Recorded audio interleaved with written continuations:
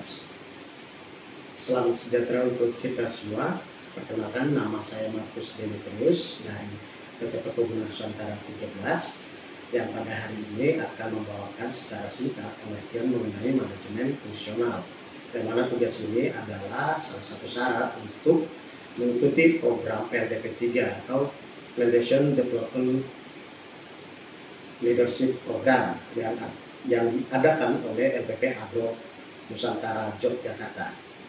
Baik, untuk berikutnya saya akan memaparkan sedikit atau penjelasan singkat mengenai manajemen fungsional sendiri.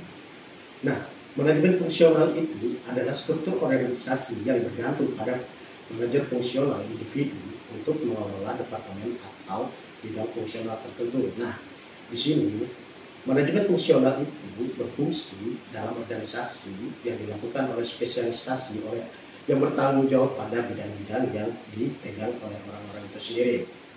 Nah, manajemen fungsional juga merupakan sebuah bentuk supaya kontribusi dalam suatu departemen dapat bertahan pada tingkatan dengan kesesuaian kebutuhan dari perusahaan itu sendiri.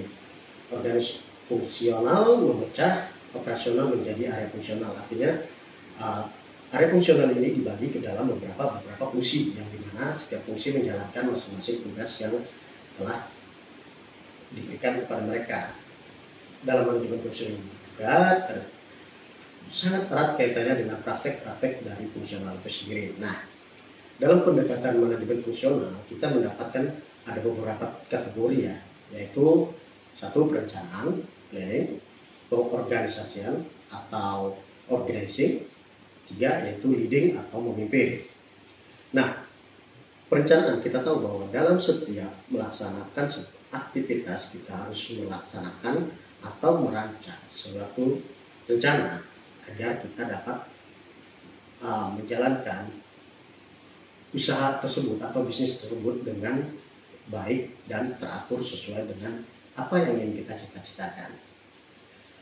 Dan kedua, organizing adalah cara kita untuk menyusun menata kerja yang mana telah dibutuhkan oleh bagian-bagian kita itu sendiri, sehingga dengan cara kita melakukan hal ini tujuan dari perusahaan yang ingin kita capai itu sangat mendekati atau bisa dapat kita capai dengan sesuai dengan SOP yang ada. Artinya perusahaan dapat melakukan pekerjaan-pekerjaan itu atau mencapai hasil yang sesuai diinginkan. Terus memimpin. Nah, dalam setiap departemen kita mempunyai seorang pemimpin yang mana ini adalah sebagai penggerak daripada manajemen fungsional itu sendiri.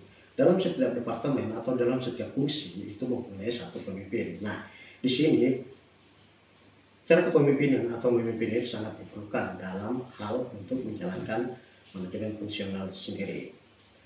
Nah, ketiga hal tersebut harus kita perhatikan betul-betul, karena ketiganya merupakan syarat yang cukup penting dalam manajemen fungsional.